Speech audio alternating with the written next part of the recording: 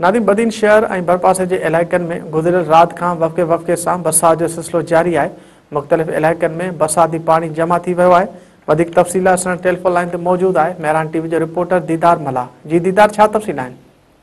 हाँ जी, बदीन शहर और उनके आस-पास के इलाक़नि में गुज़िरियल रात का वक़्फ़े वफ़क़े सां जारी बरसात के नतीजे में शहर के मुख़्तलिफ़ इलाक़नि में बरसाती पानी जमे थी वियो।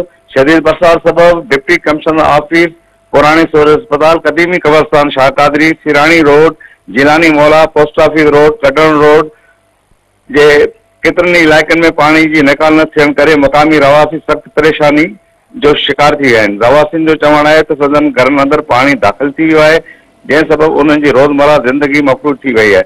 रवासियुनि जो चवणु आहे त मौसमियात खाते पारां जारी कयल पधिराई मूजिबि अञा वधीक बरसात जो सिलसिलो जारी रहंदो। हिन वक़्तु कंहिं बि इलाइक़े में बरसाती पानी निकाल न थियो आहे। मथां वरी बरसात शुरू थी वई त बदीन शहर मुकमल पानी हेठि अची वेंदो। बदीन जे रवासियुनि वास्तेदार इदारनि खे अपील कई त फौरी तौर ते पानी निकाली लाइ क़दम खयां वञनि। जी दीदार, अवां जी